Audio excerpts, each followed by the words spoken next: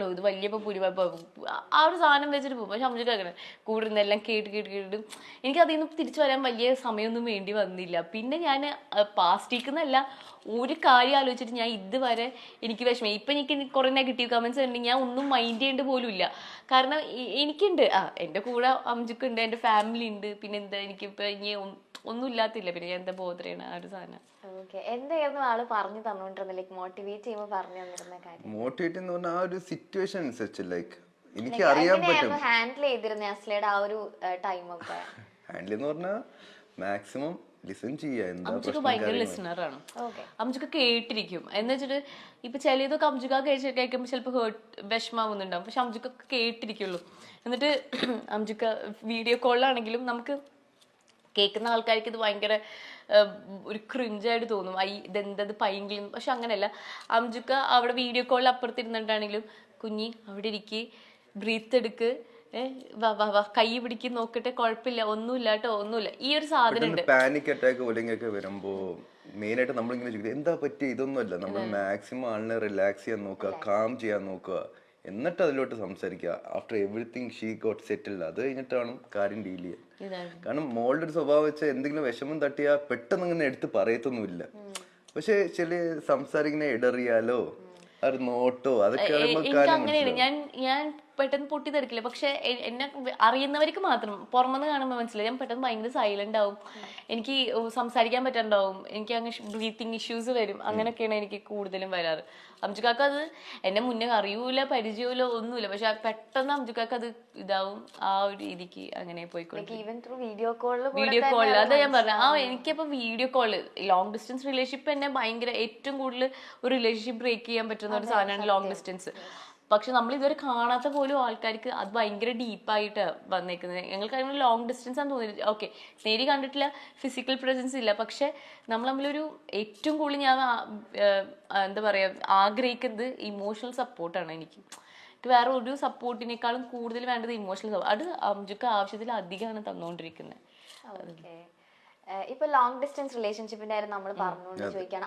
അതുപോലെ നിൽക്കുന്ന ഒരുപാട് ആൾക്കാരുണ്ട്. അപ്പൊ നേരത്തെ പറഞ്ഞാൽ അതൊരു ബ്രേക്കപ്പിനുള്ള ഒരു ചാൻസും കൂടെ കുറെ പേര് റിലേഷൻഷിപ്പിൽ നമ്മളത് കാണുന്നുണ്ട്. അപ്പൊ അങ്ങനെയുള്ളവർക്ക് നിങ്ങളിപ്പോ ഇത്രയും അത് നേരിട്ട് കണ്ടിട്ട് പോലും മാരേജിലേക്ക് വരെ എത്തി നിൽക്കുക, അവർക്ക് എന്താ ഒരു അഡ്വൈസ് കൊടുക്കാനുള്ള? ആക്ച്വലി അത് ഭയങ്കര ഹെൽപ്ഫുൾ ആയിരിക്കും അവർക്കും. അതെ, മെയിനായിട്ട് കമ്മിറ്റഡ് ആയിരിക്കുക, ഓണസ്റ്റ് ആയിട്ടിരിക്കുക. പിന്നെ ഈ പ്രേമം പോലല്ല, ഇറ്റ്സ് അബൌട്ട് മാരേജ്. നമ്മൾ നേരെ വന്നിട്ട് ആദ്യം പറഞ്ഞത് okay once we all got set ആയപ്പോൾ നമ്മൾ പറഞ്ഞ വേറെ ഒന്നും വേണ്ട, നമുക്ക് സ്ട്രേറ്റ് ഫോർവേഡ് നിക്കാഹ് ചെയ്ത് കളയാം. അങ്ങനെയായിരുന്നു ഞങ്ങളുടെ പ്ലാൻ. പക്ഷേ എൻ്റെ വീട്ടുകാർക്ക്, എൻ്റെ മമ്മിക്ക് ഞാൻ ഉണ്ടായതെന്ന് പറഞ്ഞ ഒരു കല്യാണം കഴിഞ്ഞ ഒരു 5-6 കൊല്ലം ശേഷമാണ് ഞാൻ ഉണ്ടായത്. അപ്പൊ അവർക്ക് അത്രയും ഡ്രീമും കാര്യങ്ങളുണ്ട്. എൻ്റെ കല്യാണം എങ്ങനെ ആവണം, അത്ര ഇതാണ്, മൂത്ത മോനാണ്. സോ അങ്ങനെ വീട്ടുകാരുടെ ഇത് പ്രകാരമാണ് ബാക്കിയുള്ള ചടങ്ങുകളും കാര്യങ്ങളൊക്കെ പോയത് സത്യം പറഞ്ഞാൽ. ഇപ്പൊ അംജുക്കാക്ക് സത്യം പറഞ്ഞ മാരേജ് എന്നുള്ള കോൺസെപ്റ്റ് എനിക്കില്ലായിരുന്നു. സത്യം പറഞ്ഞ കല്യാണം കഴിക്കണം തീരെ ഇല്ല. അംജുക്കാട് ഒരു ഇത് വെച്ചിട്ട് ഒരാളെ സ്നേഹിച്ചു കഴിഞ്ഞാൽ എന്തിനാണ് ഒരു മാരേജ് എന്ന് പറഞ്ഞൊരു സാധനം, എന്തിനാണ് അതിൽ ആവശ്യമില്ലല്ലോ. ഇങ്ങനത്തെ ഒരു മൈൻഡ് സെറ്റ് ആയിരുന്നു അംജുക്കാക്ക്. അതാണ് 31 വയസ്സ് വരെ അംജുക്ക കല്യാണം കഴിക്കാതെ ഇരുന്ന് മെയിൻ കാര്യം എന്തിനാ ലവ് പോരെ എന്നുള്ളൊരു സാധനമായിരുന്നു. പിന്നെ അംജുക്കാക്ക് പിന്നെ ജോലി കാര്യം ആ സൈക്കിളിൽ ഇങ്ങനെ പോയപ്പോ പിന്നെ മനസ്സിലായി എനിക്ക് ഒരാള് വേണം. ഇങ്ങനെ ഒരു point at A point of time നമുക്ക് തന്നെ മനസ്സിലാവും ഇനി അങ്ങോട്ട് ഈ ഒറ്റപ്പെട്ട ജീവിതമല്ല ഇനി അങ്ങോട്ട് മുന്നോട്ടുള്ളൂ. നമുക്ക് നമ്മളായിട്ടുള്ള ഒരു ഹാപ്പിനെസ്സും കാര്യം വേണമെങ്കിൽ ഒരാളായിട്ട് ഷെയർ ചെയ്യണം. ഏറ്റവും ബെസ്റ്റ് ഒരു പാർട്ട്ണറാണ്. ലോങ് ഡിസ്റ്റൻസ് റിലേഷൻഷിപ്പ് എനിക്ക് മെയിൻ ആയിട്ട് തോന്നിയത് ഏറ്റവും കൂടുതൽ ഈ ബ്രേക്കപ്പ് വരാൻ കാരണം എന്ന് വെച്ച് കഴിഞ്ഞാൽ ഇപ്പൊ നമ്മൾ പ്രേമിക്കുന്ന സമയത്ത് പൊസസീവ്നെസ് എന്നുള്ള സാധനം ഭയങ്കര തൊട്ടടുത്തിരിക്കുമ്പോൾ തന്നെ പൊസസീവ്നെസ് എന്നുള്ള സാധനം ഉണ്ടായിരിക്കും. അപ്പൊ ഈ ദൂര സ്ഥലത്ത് പോകുമ്പോ അറിയുന്നില്ല ആളെന്ത് ചെയ്യുന്നു, എവിടെ പോകുന്നു. അപ്പൊ ഉള്ളിൽ ഭയങ്കര ഇൻസെക്യൂരിറ്റീസ് വരും.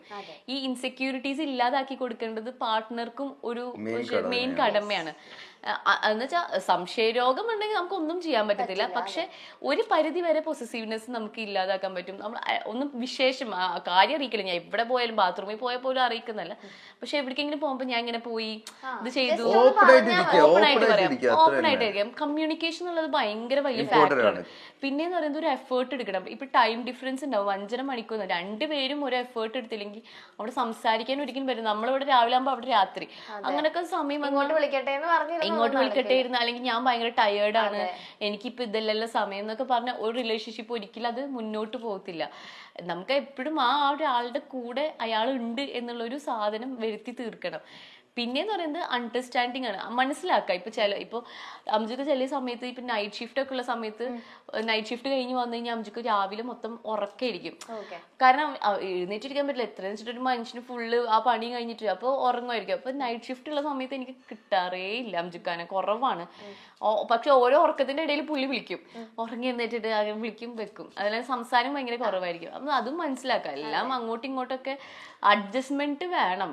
എന്തൊക്കെ വന്നാലും എപ്പോഴും അഡ്ജസ്റ്റ്മെന്റ് ഇല്ല, അണ്ടർസ്റ്റാൻഡിങ് പറഞ്ഞിട്ട് കാര്യമില്ല. നമ്മൾ രണ്ട് വീട്ടിൽ നിന്നും രണ്ട് സാഹചര്യത്തിൽ നിന്ന് വരുന്നവർ. അപ്പൊ അങ്ങോട്ടും ഇങ്ങോട്ടും ഒരു അഡ്ജസ്റ്റ്മെന്റ് വേണം, അത്രേ ഉള്ളൂ. ഓക്കെ.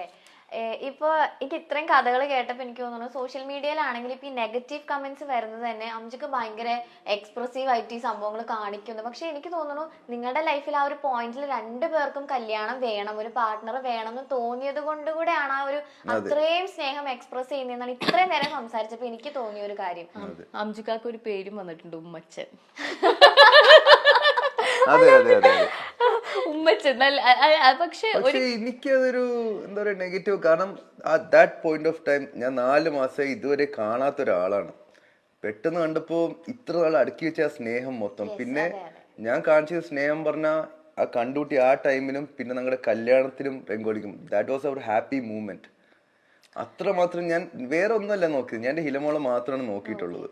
നമ്മുടെ കല്യാണത്തിനല്ലാണ്ട് പിന്നെ ആരെ കല്യാണം നമ്മൾ കൂടുതൽ സന്തോഷമാവും, അത് കൂടുതൽ എക്സ്പ്രസ്. ഉമ്മച്ചനായാലും എന്താ, ഞാൻ എന്റെ സ്വന്തം ഭാര്യനെ ഉമ്മ വെച്ചത്. പിന്നെന്ന് പറയുന്നത് അംജുക്ക എന്നുള്ള ഒരാള് വെറും 4 മാസത്തിനുള്ളിൽ ഈ പെൺകുട്ടിനെ കല്യാണം കഴിക്കുക, അല്ലെങ്കിൽ ഞാനൊരു ഈ ആൺകുട്ടിനെ കല്യാണം കഴിക്കുക എന്ന് പറയുമ്പോൾ നമുക്ക് അത്രയും സ്നേഹം ഡീപ്പായിട്ടാണ്. അല്ലെങ്കിൽ നമുക്ക് കുറെ കാലം ചുമ്മാ പ്രേമിച്ച് നടക്കാം, അത് കഴിഞ്ഞിട്ട് അങ്ങനെയൊന്നല്ല. നമ്മൾ അത്രയും ആഗ്രഹിച്ചിട്ടാണ് ഈ പെട്ടെന്ന് തന്നെ നമ്മൾ കല്യാണം നടത്തുന്നതാണെങ്കിലും കാര്യങ്ങളും. പിന്നെ ഒരിക്കലും എല്ലാവരും ഒരുപോലെ ആയിരിക്കില്ല. അംജു എന്നുള്ള ഒരാള്, ഞാനിപ്പോ പറയാം, അംജു എന്നുള്ള ഭയങ്കരമായിട്ട് എക്സ്പ്രസ് ചെയ്യും. അത് അവന്റെ സ്നേഹമായിക്കോട്ടെ, സന്തോഷമായിക്കോട്ടെ, വിഷമമായിക്കോട്ടെ, എന്തോ ആയിക്കോട്ടെ, അംജു എക്സ്പ്രസ് ചെയ്യാനുള്ള പോലെ തന്നെ എക്സ്പ്രസ് ചെയ്യും. ഇനിയിപ്പോ പുറത്തിറങ്ങി കഴിഞ്ഞാലും ശരി, ആരെ മുന്നിലാണെങ്കിലും അംജുവിന് എന്നെ ചേർത്ത് പിടിക്കാൻ അംജുവിന് ഒരു മടിയുമില്ല, ഒന്നുമില്ല. കാരണം അവന്റെ കൊച്ചാന്ന് അവനക്കൊരു ഇതുണ്ട്. അവനെനിക്ക് തന്നൊരു വാക്ക് തന്നിട്ടുണ്ട്, അവൻ ലൈഫ് ലോങ് ഞങ്ങൾ രണ്ടുപേരും അങ്ങോട്ടും ഇങ്ങോട്ടും കൂടെ ഉണ്ടായിരിക്കുന്നുള്ളതാണ്. പിന്നിപ്പോ അത് മാറ്റിയാലും ആൾക്കാർ പറയാ അപ്പ കാണിച്ചതൊക്കെ അഭിനയായിരുന്നു. ഉറപ്പായിട്ടും എന്തുവേണം പറഞ്ഞിട്ട്. കാരണം ഞാൻ വളർന്ന സാഹചര്യം എന്റെ പപ്പായും മമ്മിയും അത്രമാത്രം സ്നേഹിച്ചിട്ടാണ് എന്നെ വളർത്തിയിരിക്കുന്നത്. അതിന്റെ ഇതാണ് ഞാൻ കാണിക്കുന്നത്. അംജുഖാന് 5-6 വർഷം കഴിഞ്ഞിട്ട് അവർക്ക് ഉണ്ടായത് കാത്തിരുന്ന് കിട്ടിയ കുട്ടി. അപ്പൊ മാക്സിമം ഇപ്പോഴും അവര് പറയുന്നത് അവരുടെ ഏറ്റവും പ്രഷ്യസ് ആണ്, അല്ലെങ്കിൽ ട്രഷറാണ് അംജുക്ക എന്ന് പറയുന്നത്. അപ്പൊ അംജുഖാനെ അങ്ങനെ സ്നേഹിച്ചാകുമ്പോ അംജുക്കാക്ക് എന്താ തിരിച്ചും അംജുക്കാടെ സിബ്ലിങ്സ്, എന്നെന്നല്ല, അംജുക്കാടെ സിബ്ലിങ്സ് ആയിക്കോട്ടെ, അംജുക്കാടെ ഫ്രണ്ട്സ് ആയിക്കോട്ടെ, എല്ലാവരോടും അംജുക്ക ഒരു പ്രത്യേക സ്നേഹമാണ് കാണിക്കുന്നത്. വീഡിയോസിൽ കാണുന്നുണ്ടായിരുന്നു, എല്ലാവരോടും ആ ഒരു ഇതാ കാണിക്കുന്നത്. അത് അംജുക്ക എന്നുള്ള ക്യാരക്ടർ അങ്ങനെയാണ്. ഇപ്പോ എനിക്ക് ഈ കമന്റ്സ് വായിച്ചു നോക്കിയപ്പോൾ തോന്നിയത് ഒരു തരം ഫ്രസ്ട്രേഷൻ ആണ് ആൾക്കാർക്ക്. നമ്മൾ ഇതുവരെ ബാക്കിയുള്ള ഭാര്യയും ഭർത്താവ് എന്ത് ചെയ്യുന്നു, അവരെങ്ങനെ, നമ്മൾ നോക്കാൻ പോവാറില്ല. നമുക്ക് തന്നെ സ്വന്തം ജീവിതത്തിൽ ഒരുപാട് കാര്യങ്ങളുണ്ട്. ഇപ്പൊ അംജു എന്ന് പറയുന്നത് അംജുയുടെ ഭാര്യനെ ഇങ്ങനെ തന്നെയാണ്. അതിപ്പോ ഇനിയിപ്പോ എന്ത് പേര് വിളിച്ചു കഴിഞ്ഞാലും അംജു എന്നുള്ളൊരു ക്യാരക്ടർ മാറുമെന്ന് എനിക്ക് തോന്നുന്നില്ല.